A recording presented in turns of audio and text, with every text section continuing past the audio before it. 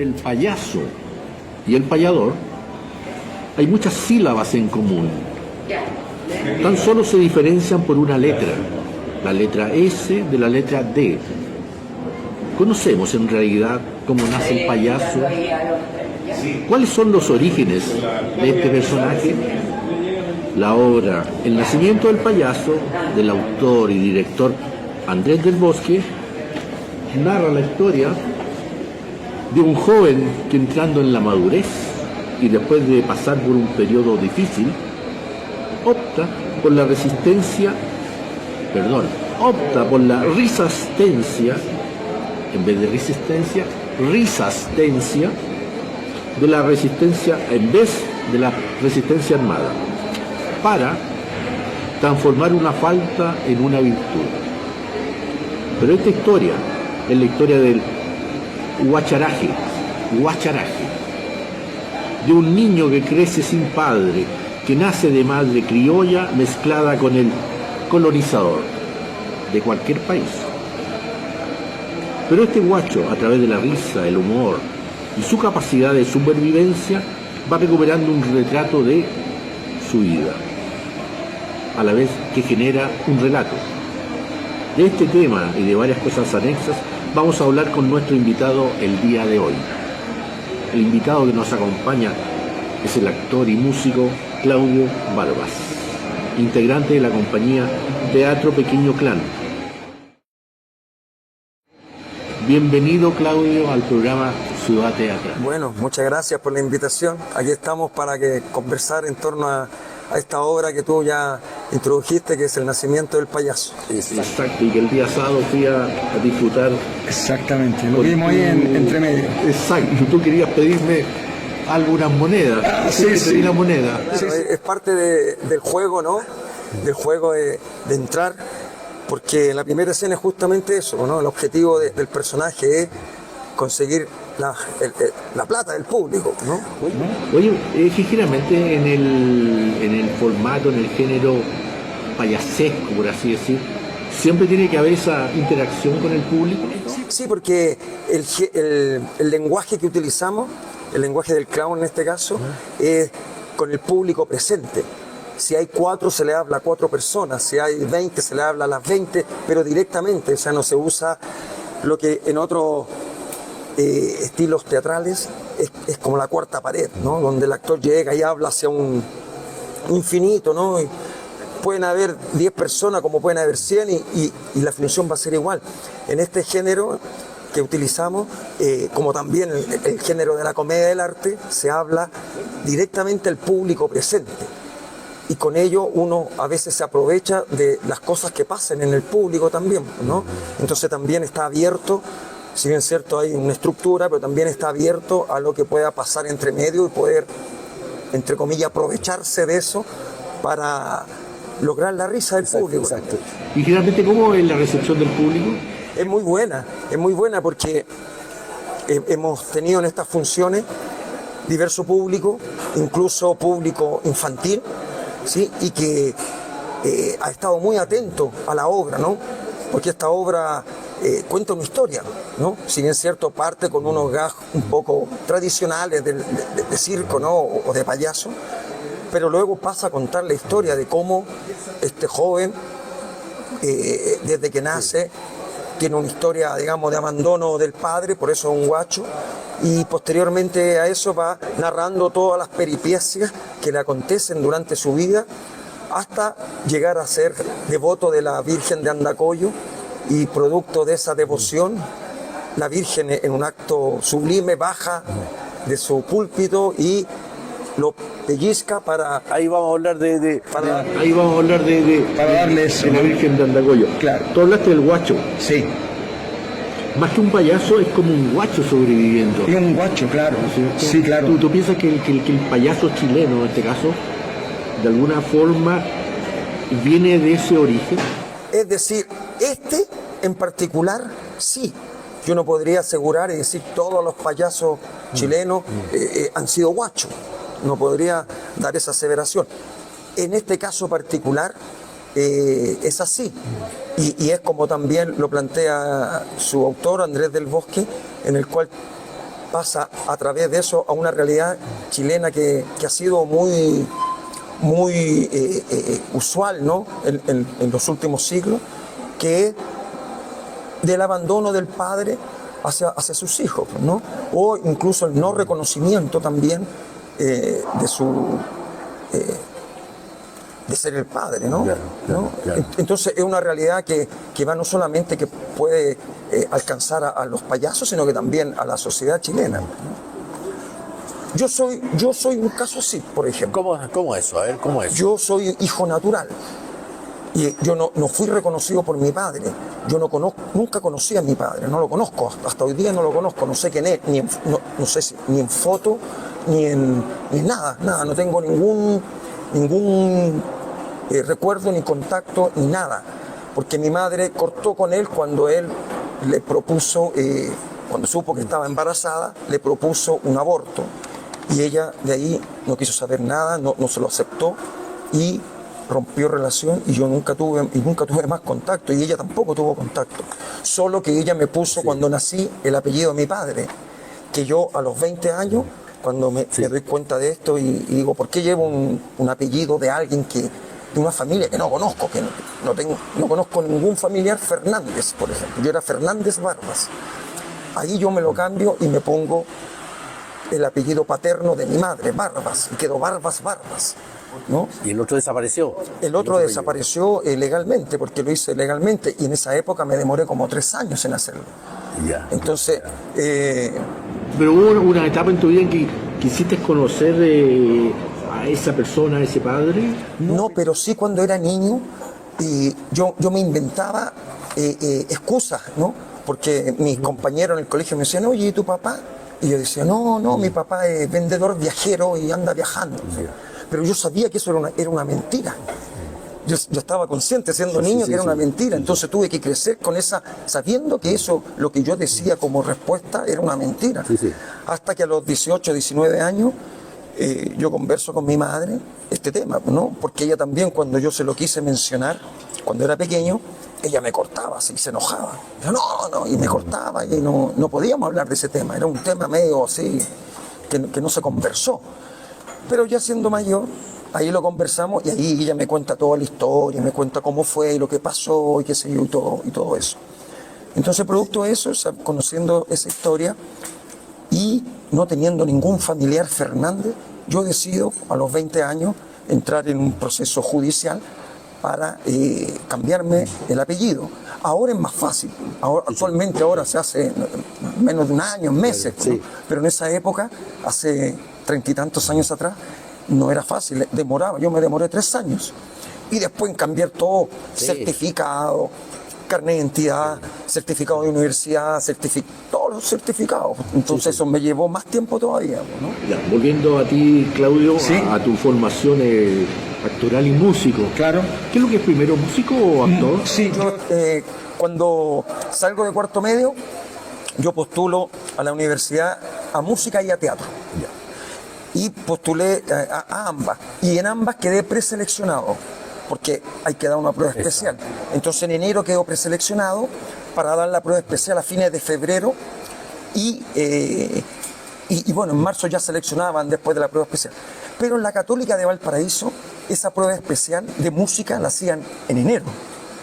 Entonces yo fui a darla en enero a Valparaíso, y después en febrero, cuando salen los resultados, yo quedo aceptado en la Escuela de Música de la Católica de Valparaíso, y quedo preseleccionado en las otras, acá en Santiago. Entonces dije, bueno, estoy en teatro y estoy en música, en la Chile, preseleccionado.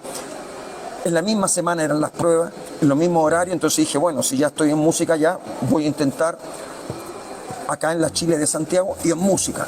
Entonces yo ahí voy y doy la prueba especial de música y no la de teatro.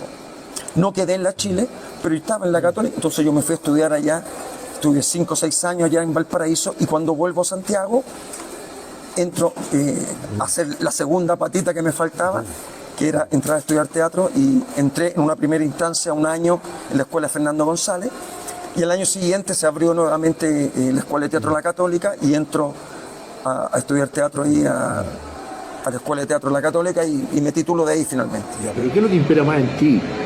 actualmente, el actor o el músico? Yo creo que los dos, porque son complementarios. Todas nuestras obras del Teatro Pequeño Clan son con música en vivo. Entonces yo, además de expresarme como actor con las obras del Teatro Pequeño Clan, me expreso también como músico, porque las obras son con música hecha especialmente para la obra y tocada en vivo, tanto por mí como también por los actores. Por lo tanto, no es una que predomina sobre la otra, las dos se complementan y hacen una en el fondo. Así lo veo yo, por lo menos. Oye, ¿quiénes integran la compañía del Pequeño Clan? Bueno, ¿Cómo fueron los orígenes? Ya, el origen es en la Escuela de Teatro de la Universidad Católica, cuando yo estoy haciendo la tesis para titularme. Entonces tomo como eje la comedia del arte, este género teatral italiano que tiene máscara, Arlecchino, Pulcinella, Dottore, Colombina, etc. Entonces, en esa época, en el año 98, me di cuenta que no había una metodología para la enseñanza acá en Chile, porque se enseñaba según el profesor de turno que tenía. Entonces, por ejemplo, en la Católica, primero profesor Raúl Osorio, que hizo la línea de movimiento, después de pantomima, colocaba comedia del arte. Entonces él le enseñaba según lo que él sabía de la comedia del arte. Después llega el profesor Rodolfo Bravo y él le enseña de su punto de vista, ¿no? Después llegan otros profesores y llega Willy Semler también, y él lo enseña en torno a lo que él aprendió con Andrés Pérez y que Andrés Pérez aprendió con Ariane Munchkin en torno a las máscaras de la comedia del arte. Entonces cada profesor que llegaba le enseñaba de acuerdo a su experiencia, ¿no? Entonces lo que yo quise hacer en esta tesis fue promover una metodología para la enseñanza de la comedia del arte, que fuera más o menos centrada en los propósitos que se quiere con ese curso. Entonces yo, al estar proponiendo esa metodología con Willy Semler como profesor guía, él me recomienda llamar a algunos actores y actrices para probar esta metodología con actores y actrices en verdad, porque hasta el momento yo la estaba proponiendo teóricamente, en el papel. Entonces hicimos un taller de aproximadamente 6 sesiones en las cuales comenzamos a probar esta metodología.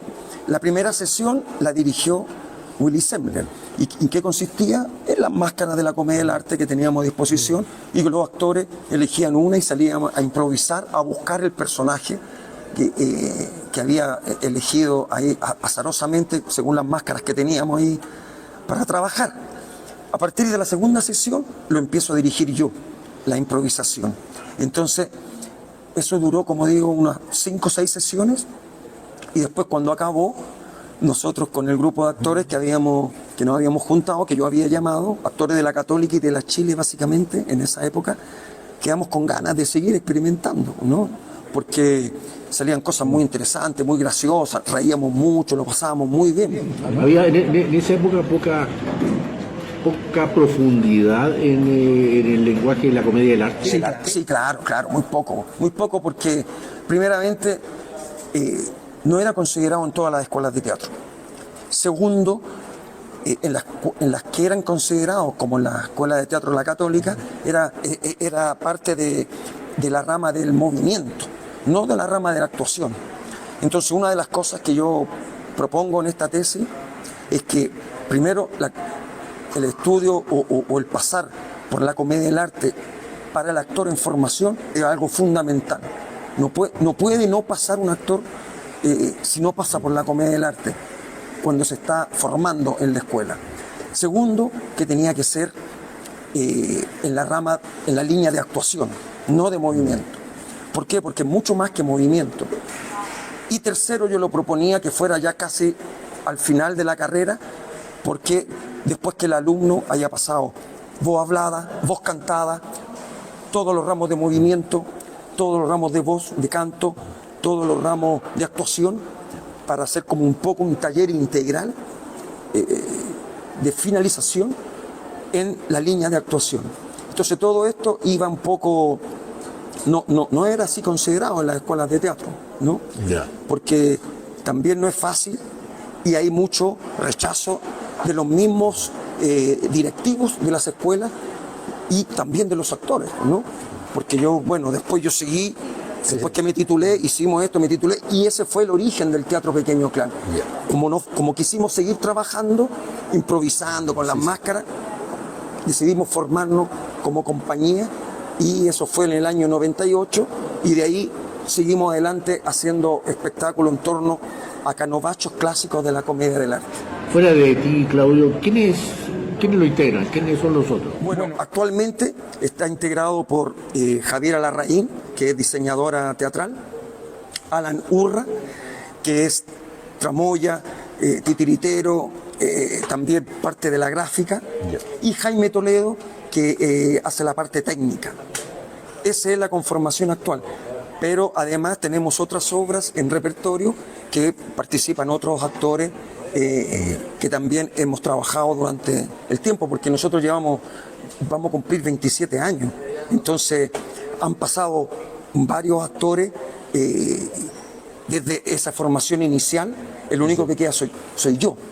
Del año 98 soy yo, porque es el que comenzó y el que sigue tirando el buque y siguiendo con esto adelante. Entonces han pasado durante estos 26, casi 27 años, muchos actores chilenos y también extranjeros, porque también hemos tenido la experiencia de estar fuera de Chile, seguir con la compañía fuera de Chile, en Colombia y en Brasil. Entonces, como te digo, han pasado varios, pero los que estamos actualmente y en esta obra son los que te acabo de mencionar. Ok. El trato que se le da en esos países que tú nombraste, Colombia, Brasil, a la comedia del arte, ¿difiere mucho de lo que sucede aquí? Sí, claro, mucho. Mucho, porque en esos países hay más tradición teatral, hay más conocimiento del teatro también, son más abiertos, son países más grandes también, ¿no? de mayor población. Y por ejemplo en Colombia, lo que siempre me llamó la atención es que desde pequeños hacen teatro, en la comunidad, en el barrio, en donde viven, porque hay mucho taller de teatro.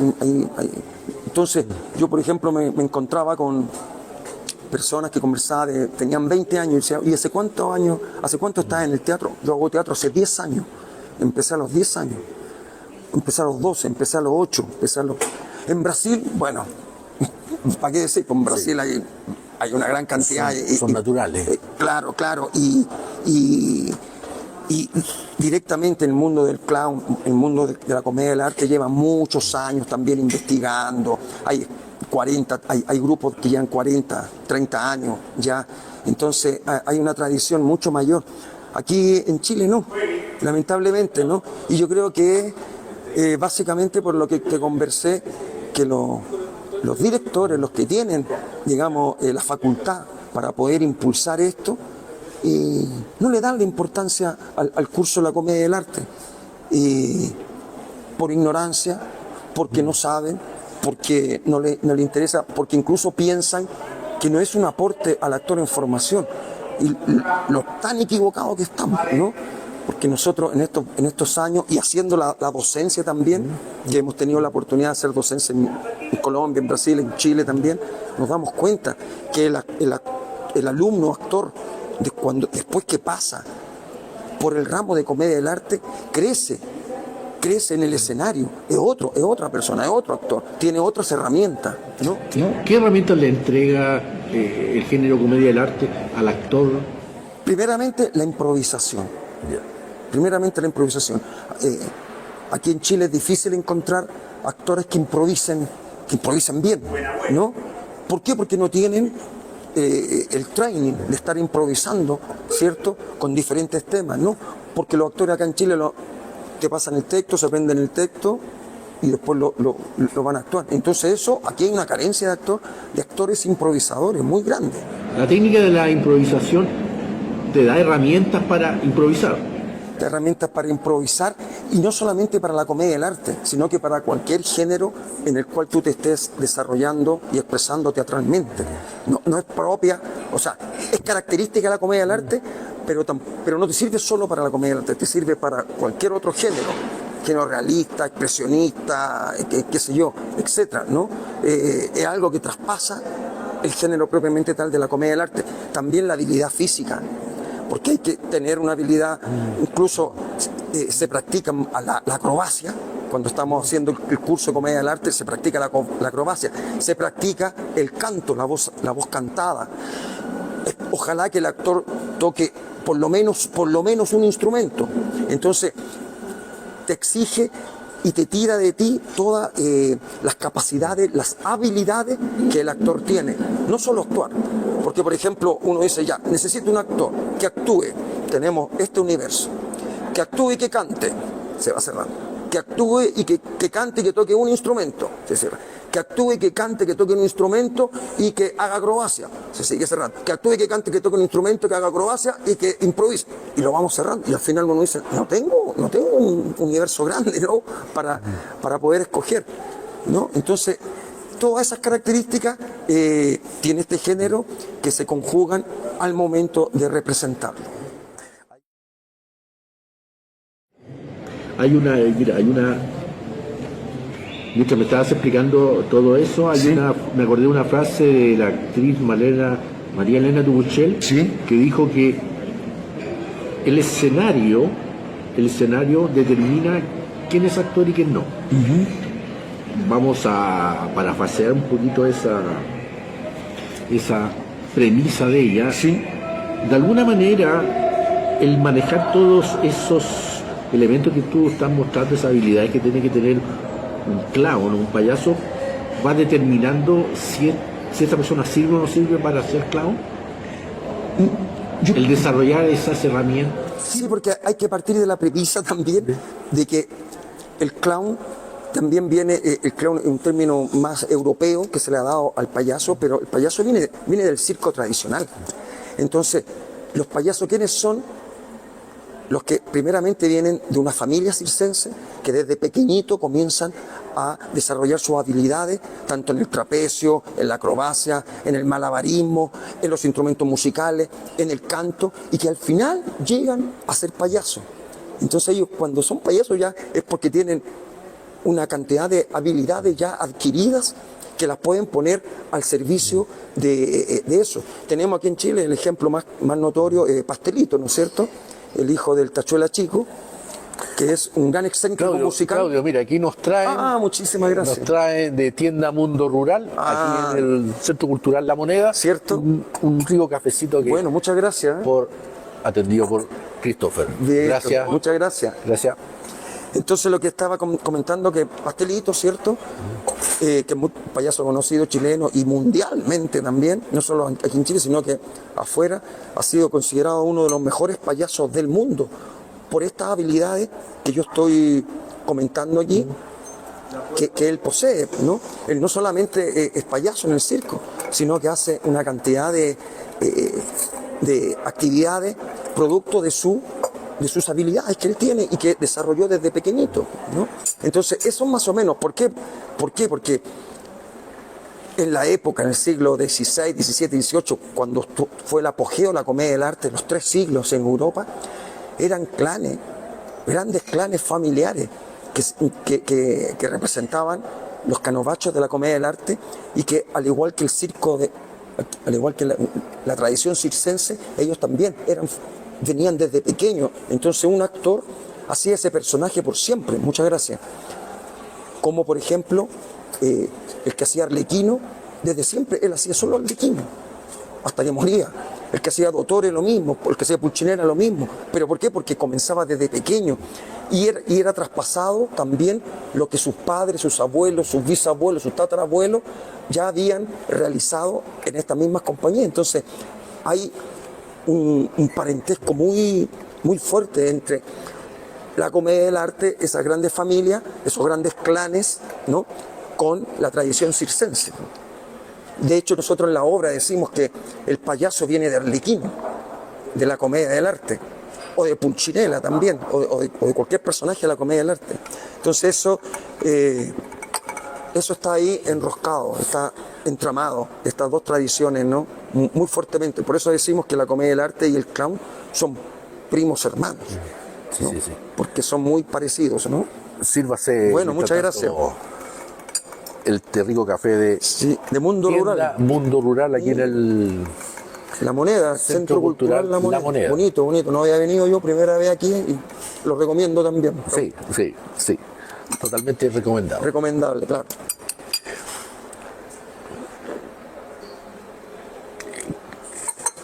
Claudio, ¿cómo fue encontrarse con la obra de Andrés del Bosque y cómo fue trabajar con Andrés del Bosque en esta obra? Ya. Claudio, ¿cómo fue encontrarse con la obra de Andrés del Bosque y cómo fue trabajar con Andrés del Bosque en esta obra? Ya. Bueno, yo conocí a Andrés del Bosque primeramente por nombre, porque yo estudiaba teatro el año 94 y aparece esta obra, Las 7 vidas del Tony Caluga, a las cuales yo fui varias veces, no una vez, fui varias veces, me gustó mucho. Y lo conocí, pero lo conocí de nombre, no lo conocí personalmente. Luego, cuando yo comienzo a hacer mi tesis, ¿cierto? Comienzo a entrevistar a muchas personas que estaban ligadas tanto con la comedia del arte, por la enseñanza. Y una de esas personas es Oscar Zimmerman. Entonces yo conozco a Oscar Zimmerman, que hacía el Tony Caluga en Las 7 vidas del Tony Caluga, ¿cierto? Y él comienza a conocer nuestro trabajo y se acerca.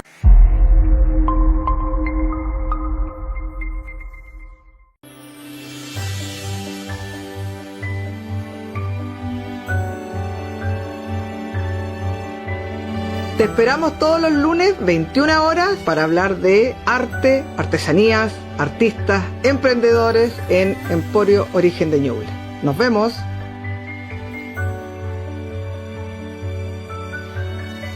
A nosotros también, y a través de Oscar Zimmerman yo conozco posteriormente a Andrés del Bosque.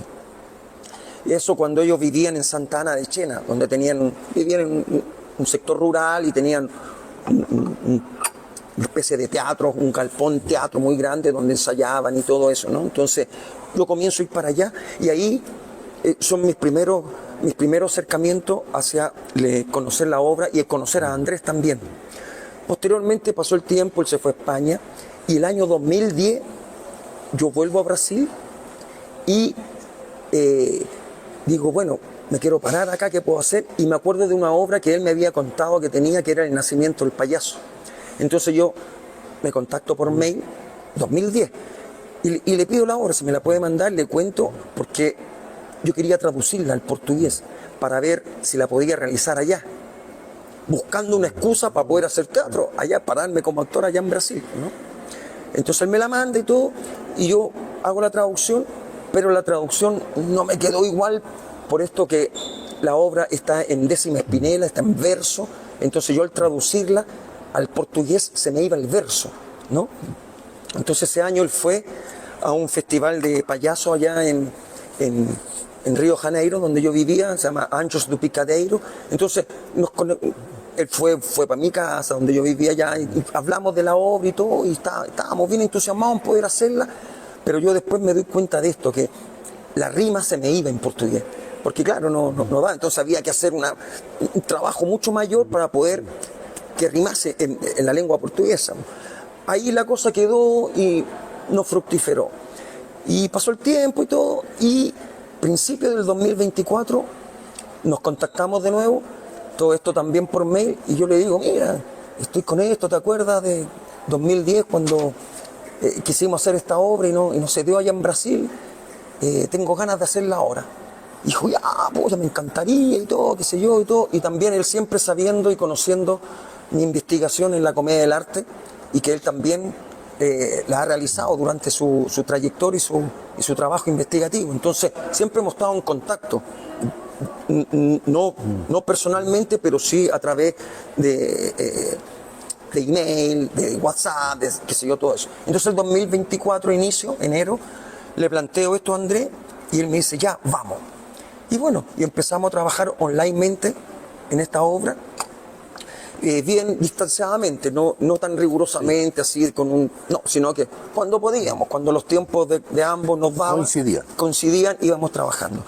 Y él llega a fines del 2024 y me dice que está postulando un proyecto Fondar para realizar otra obra en Valparaíso, llamada La nave de los locos y loconas, que es una investigación que él venía realizando en torno al pueblo Chelnam, de la Patagonia, ¿no? Entonces él me dice que esperemos qué pasa con el resultado. En enero salen los resultados y gana este fondar para ir a montar esta obra a Valparaíso. Entonces ahí se nos ocurre que era una opción propia de que yo también me fuera a Valparaíso y pudiéramos ensayar paralelamente a La nave de los locos, ensayar el nacimiento del payaso. Y así lo hicimos. Estuvimos desde el 1 de abril al 30 de junio, es decir, 3 meses, ensayando el nacimiento del payaso en el Parque Cultural Valparaíso, en Espacio Prat, en el Centro Cultural IPA, que fueron los espacios donde pudimos conseguir y ensayar, y paramos la obra en estos 3 meses, paralelamente a la otra obra que Andrés estaba haciendo y en la cual yo también actúo por una circunstancia que sucedió ahí con un actor. Yo, antes de que comenzara, entro también a participar ahí. Entonces fueron 3 meses muy intensos, muy cansadores. Parar 2 obras para mí fue bien complicado, bien difícil. Me exigió mucho, tanto mentalmente, psicológicamente, físicamente, pero finalmente lo conseguimos. Y específicamente el nacimiento del payaso la pudimos ensayar allá en Valparaíso y ahora en julio vinimos aquí a Santiago a estrenarla, ¿no? Y hacer la temporada de estreno acá en Matucana 100. Claro. Eso a grandes rasgos, la historia de cómo fue esta obra desde que yo la conozco hasta que llegamos al estreno. Claudio, cuando el sábado pasado fui a ver la obra, me llamó mucho la atención varias cosas. Una de ellas que resalta al tiro al oído es la inclusión de la lira popular, el canto a los poetas y los romances de ciego, que se llaman. Sí, claro. Eso en el original estaba. Sí, no, eso es la propuesta que Andrés tuvo cuando escribió la obra, que esta obra él me dice que es por ahí del año 96 más o menos. Él la escribió después que escribió el Tony Caluga, escribió esta obra. Entonces, pero tampoco nunca se pudo realizar. Hubo un intento en el Museo del Teatro del Payaso, se hizo un intento en alguna ocasión, hace muchos años, pero que no tuvo tampoco mucha duración porque no se siguió dando, ¿no? Entonces esto podríamos decir que el estreno oficial, ¿no?, de esta obra y dirigida por el mismo autor. Entonces él, en esa época, cuando le escribe, ya toma los elementos de la lira popular, ya toma la poesía popular chilena, el canto de lo divino y lo humano, porque él conoció, fue muy amigo de Santo Rubio también, ¿no? Este gran payador. Entonces ya venía, entonces la obra desde que él la escribe, desde el origen, ya viene con estos elementos y él ahora los retoma y los pone nuevamente en escena para poder ponerla en cuanto a la dirección que él propuso, ¿no? Entonces es una propuesta ya de Andrés en su texto y también en su dirección. Volviendo un poco a la comedia del arte, Claudio, y siempre también otra cosa que me llamó la atención es ¿cuál es uno de los significados de las máscaras? Una máscara es un rito. ¿Ya? Llevan impreso un ritual, ¿no? Sí. Hay algunos que son muy extremistas al respecto, entonces las máscaras tienen que estar en un altar, ¿cierto?, donde tengan su propia ubicación, se usan de una forma, no se pueden tirar al suelo, no se le puede caer a un actor una máscara porque ya es un sacrilegio, así es pecado mortal, como se dice en la obra, no por otra razón, es un pecado mortal que a un actor se le caiga la máscara, ¿no? Entonces, en la experiencia que yo he tenido en estos 26 años, tanto haciendo comedia del arte como también enseñándola, nosotros hacemos un triángulo con el fin de que la máscara aparezca. Ese triángulo son 3 entes: el actor o alumno, el profesor o director y la máscara. Si nosotros entramos en conjunción, estos 3 elementos, vamos a conseguir que el actor preste su voz y su cuerpo para que la máscara se exprese. Porque cada máscara tiene una voz, una forma de moverse diferente a otra máscara y diferente al actor que la representa. Entonces se requiere una humildad, primeramente una humildad del intérprete para dejar que esa máscara y ese cuerpo y esa voz aparezca y un poco se tome el cuerpo y la voz de esta persona. Es una posesión. Es como una posesión, claro. Y no todos los actores lo consiguen.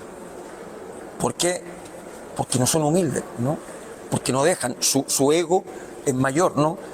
De por sí los actores son ególatras, son egocéntricos, ¿no? Son narcisistas. Entonces ellos se quieren ver, oh, mira que lo hago bien, mira que lo estoy haciendo bien, ¿ah? ¿Te gusta? Entonces somos así. Entonces la característica que tiene que tener un actor para que funcione en este género de la comedia del arte es despojarse de todo lo que uno tiene propio como persona, como ser humano, y prestar su cuerpo, su voz a la máscara para que la máscara sea lo importante. Por eso en este género no importa el actor no es importante, o sea, es importante porque la comedia del arte es el reinado del actor, pero la máscara es la importante. Porque detrás de la máscara puede estar Pedro, José, Enrique, Ricardo, María, Isabel, Julia. Da lo mismo. Lo que se tiene que ver es el personaje. Es Colombina, es Arlequino, Pantalones, Dottore, Brighella. Ese es el importante. El actor presta, claro, presta todo lo que él tiene y sus habilidades también. Pero no es importante Pedro, no es importante Juan, no es importante Willy, no es importante Oscar, no es importante Rodolfo, no es importante Raúl. Lo importante es la máscara. La máscara toma a ese actor y lo transforma. Y lo transforma, claro. ¿La máscara elige también al actor? Sí, también lo elige, sí. Porque también se da y es algo que los actores siempre comentan, que ellos están en la mesa, en el altar, con las máscaras, con 12 máscaras. Entonces yo les pido a los actores que vayan y vean ahí, y vean la máscara que ellos escojan, la que les llame la atención. Y muchos actores y actrices dicen que escogieron esa máscara porque sintió que la máscara lo miró.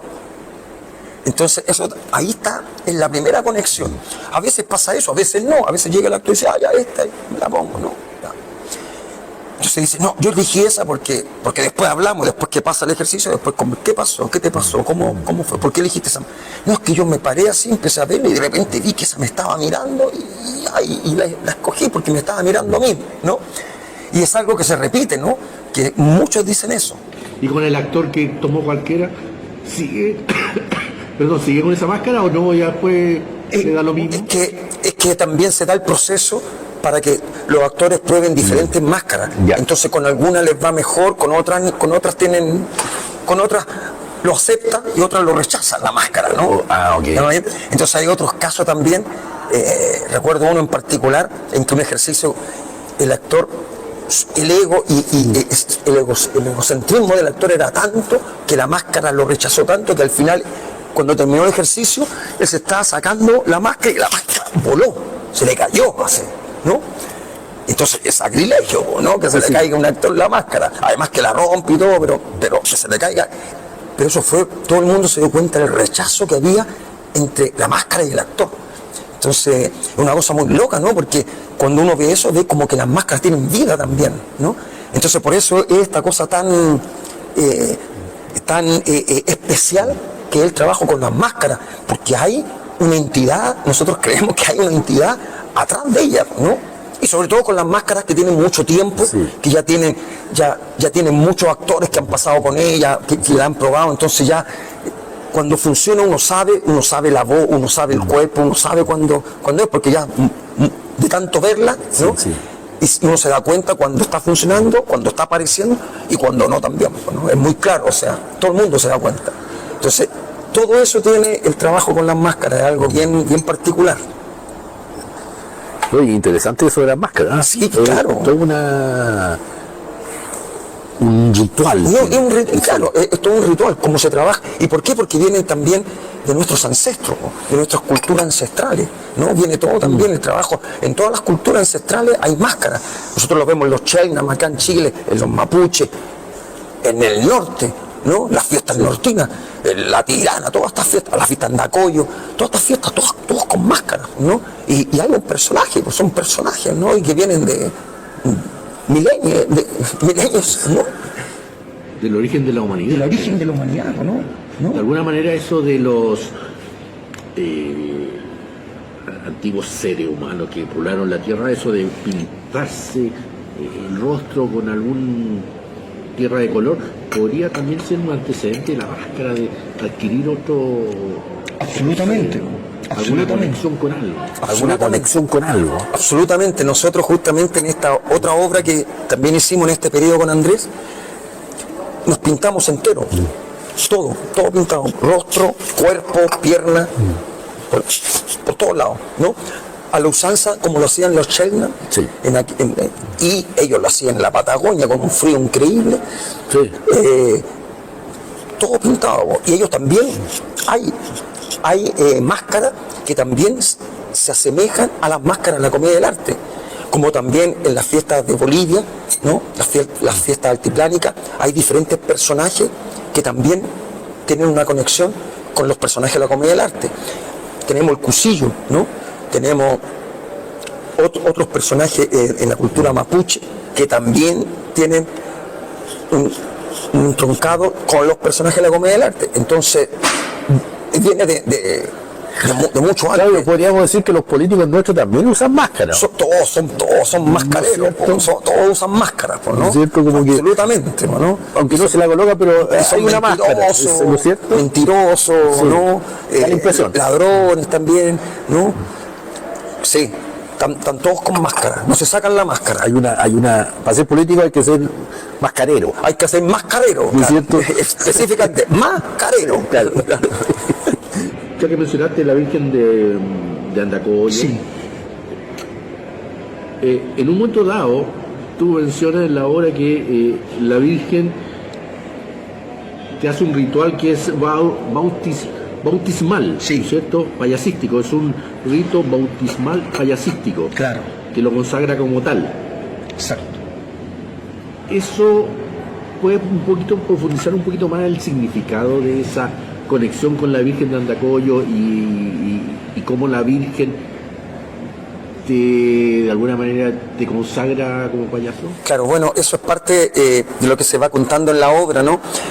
Este personaje, cuando se va a aventurar la vida, pierde un poco el rumbo porque inocentemente, para sobrevivir, se roba un carnero, una mula y su montura. Pero luego se confiesa con el cura y paga por lo que ha hecho, pero la sociedad no lo perdonó. Entonces la sociedad lo persiguió y lo tratan de ladrón, de forajido, lo encierran, lo capturan, le pegan, lo hacen por todos lados. Pero en esta aventura se encuentra con un viejo que es muy sabedor de las cosas de la vida, y le enseña rima, le enseña verso y también le enseña muchas mentiras, ¿no? Entonces, con él pasa mucho tiempo, pero de repente el viejo desaparece y se va. Pero después, el viejo siempre está como al acecho, ¿no? Porque siempre después se le aparece en sueños, después se le aparece como un jardinero en el convento. Entonces, cuando él llega a un convento, llevado por el cura con el cual se confesó, él empieza a ver todo esto y queda maravillado con todo lo que hay y conoce a la Virgen de Andacoyo. Entonces él se hace fiel devoto a esta Virgen, ¿no? Entonces la Virgen lo reconoce a él y un poco lo perdona por todas las cosas malas que él pudo haber hecho, porque realmente reconoce que él está arrepentido y se torna un fiel devoto de la Virgen de Andacoyo. Entonces, por eso que al final, luego que él se da cuenta de que este viejo con el cual conoció y todo, y después que lo conoció como jardinero del convento, se da cuenta que era su padre.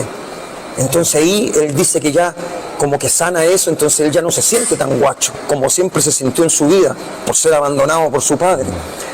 Entonces ahí él reconoce, y la Virgen también reconoce este acto de perdón que él hace con su padre, porque después lo deja como semilla para los cogollos de la capilla, ¿no? De la Virgen.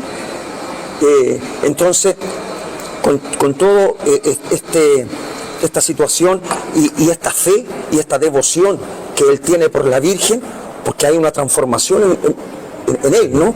Porque él quería vengarse, quería matar a todos los que, bueno, entre medio le quemaron la casa a la mamá, le quemaron a la hermana, quemaron todo, descuartizaron a los animales, le hicieron la grande, ¿no? Pero él, esas ganas de vengarse, él después la transforma en una devoción y perdona también a esta gente que hizo eso, a su familia, y todo esto la Virgen lo reconoce y finalmente baja de su púlpito, ¿no? Como una cosa mágica, y le da un pellizco en la nariz, y a través de ese pellizco es como ella lo autoriza a un payaso para que siga. Un bautizo. Es como un bautizo, lo bautiza como payaso para que él siga ganándose la vida a través de la payasería, en el fondo, ¿no? Esa es más o menos la historia que cuenta Andrés del Bosque, ¿no? Sí. A través de este personaje. Sí. ¿No? No vamos a decir que todos los payasos son así, pero este nació así, ¿no? Sí. Bien, pero ahí puede generarse una contradicción, Claudio. Contradicción en el sentido de que la narrativa de los payasos es reírse un poco de las autoridades, Sí. ya sean sociales y eclesiásticas. Claro. Hay una... Bueno, claro. podría ser, ¿cierto? Sí, pero él en la obra él se ríe, de hecho lo azotan porque él y es perseguido por los opresores, porque él en un momento toma las banderas de lucha y comienza a agitar al pueblo, ¿no? Le están comprando la tierra a un precio de huevo, ¿no? Sí. Les compran por poquito y después le dan una tierra que no tiene ningún valor, nada. Entonces, un poco hay esta cosa revolucionaria y por eso mismo recibe un castigo, ¿no? Es perseguido y es, digamos, le dan... Latigado. Claro, lo golpean, lo torturan. Hay tortura también. A él lo torturan por creerse un agitador social y abrirle los ojos al pueblo, ¿no? Eso por un lado. Después también encara al cura, porque él dice que por culpa del cura, él piensa que el cura fue y violó el secreto de la confesión, y por eso el resto sabe que él se robó estos animales, por lo cual después lo persiguen. Entonces él lo encara, muy bien me guardó el secreto usted cuando con usted me confesé, le dice, ¿no? Y el cura le dice, no, yo no he abierto la boca aquí, ¿no? Entonces también hay una cosa ahí que también primeramente lo encara, pero después cuando llega al convento, él sufre una transformación y bueno, finalmente se torna devoto, ¿no? Entonces pasa por esto, pero al final, claro, la devoción que él tiene a la Virgen de Andacollo por el escapulario que él mismo le robó a su mamá, ¿no? Sí. Cuando se va de la casa, él le roba el escapulario a su mamá, pero que sentía como de él también. Y por andar con ese escapulario es un poco la protección que le dio la Virgen durante su vida, y que no lo colgaron, ¿sí? Porque lo iban a colgar. No lo colgaron, no lo mataron, solamente le pegaron, lo torturaron, pero no acabaron con la vida como querían los que lo andaban persiguiendo. Claro. El personaje payaso ha sido, Claudio, muy revisionado en la historia narrativa, fílmica, teatral mundial, ¿no es cierto? Sí. Ya la había estudiado, Claro, mucho. textos, los papers académicos. Sí, claro, muchos. ¿Por qué crees tú que el payaso ha sido muy recurrente su personaje Mira, en la sociedad? Sí, Yo creo, en principio, porque es un ser irreverente, creo yo, porque no tiene temor de decir las cosas como son. y eso a veces la sociedad también lo acepta. Entonces el payaso yo creo que se aprovecha un poco de eso para poder decir las cosas sin tapujo y sabe que no que va a tener una buena aceptación. Obviamente no en el 100% ha sido así, ¿no? Nos podemos recordar que en la Edad Media los bufones tenían que hacer reír a la corte y si no hacían reír les cortaban la cabeza, ¿no? Entonces pero tenían esa capacidad desde ya esa época de ser un poco abierto y decir las cosas tal como son y decirlas de frente y sin tapujo. Entonces yo creo que la irreverencia hace un poco esto que tenga una importancia en la sociedad, no solamente para la diversión, que también lo es, pero también para decir las cosas tal como son, ¿no? En una forma quizás graciosa, quizás un poco, digamos, acomodada, ¿no? Sí. Pero lo dicen, ¿no? Y por lo general pasa como una cosa bien y no es tan así duro la respuesta que pueden recibir, ¿no? Creo que por ahí va, y además porque el payaso, como hablábamos anteriormente, viene desde el inicio de nuestra, sí, de nuestra vida, en el fondo, ¿no? De la era. De la humanidad. De la era humana, ¿no? De la humanidad. Entonces, frente a eso creo que esa tradición hace que haya un interés por estudiar cada vez más y irse cada vez más atrás de dónde viene esto por los investigadores.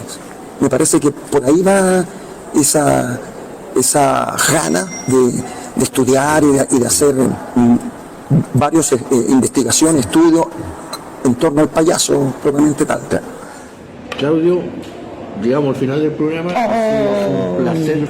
Me tomo el último del cafecito. Sí, ha sido un placer conocerte. Sí, muchas gracias. Realmente.